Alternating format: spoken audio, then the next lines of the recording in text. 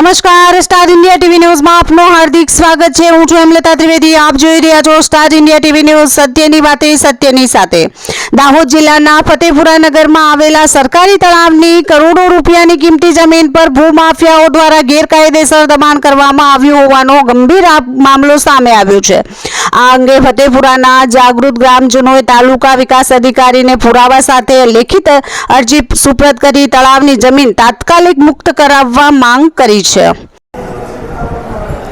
આજ રોજ 1/6/2026ના રોજ તાલુકા પંચાયત ખાતે અમો લોકો ગ્રામજનો ફતેપુરા તરફથી તળાવ બચાવો અભિયાન કે જે ભૂમાફિયા દ્વારા વર્ષોથી ગામનું એક લોતું તળાવ દબાણ કરી દેવામાં આવ્યું છે અને વખતો વખત ભૂમાફિયા દ્વારા તળાવની પાળ તોડી નાખવામાં આવે છે અને પાણી લીકેજ થઈ ગયું છે। અમારું ગામનું તળાવ ભરાતું નથી અને જો આ તળાવની પાળ તૂટી જાય તો ગામની અંદર મારા ખ્યાલથી 500 થી 700 ઘરો ડૂબી જાય એવી હાલત છે અને રાત્રે સૂતેલા હશે તો તમામ લોકોના મોત નીપજે તેવી પૂરેપૂરી સંભાવના છે।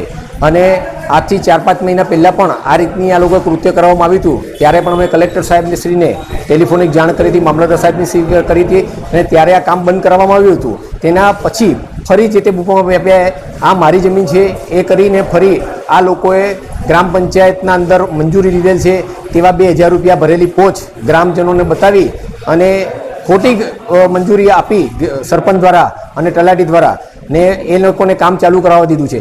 જો આ તમે પોચ આપીને હોત, પૈસા ના ભરાવડાવ્યો હોત તો આ લોકો ભૂમાફિયા કામ નહોતા કરી શકતા। તમે લોકોએ 2000 રૂપિયાની પોચ ભરાવડાવી છે ત્યારે આ લોકો કામ એટલે એનો મતલબ એ થયો કે ગ્રામ પંચાયતના સરપંચ, તલાટી અને સભ્યો તમામ લોકો આ લોકો જોડે મળેલા છે ને વખત વખત આ વસ્તુ પ્રશ્ન ઉભો રહે છે તો કેમ નિકાલ નથી આવતો।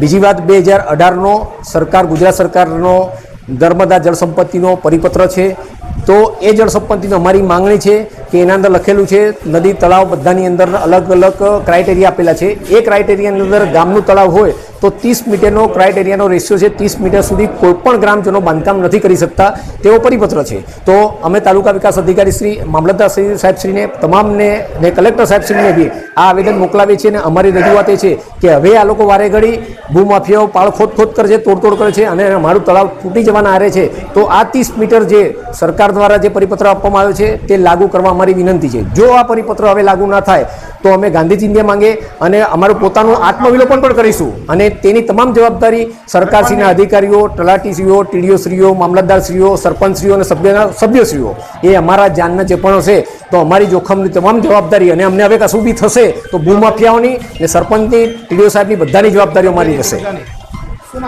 વિશાલ નહાર, Fatepura.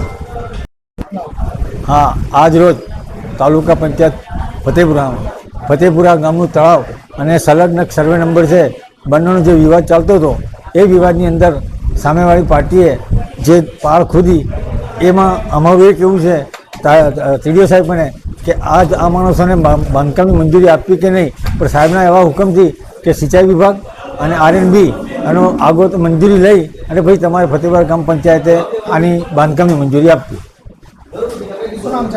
Pravinbhai Panchal, sarpanch, Fatepura. Star India TV news, Fatepura reporter Azadesh Mansuri, જિલ્લા દાહોદ।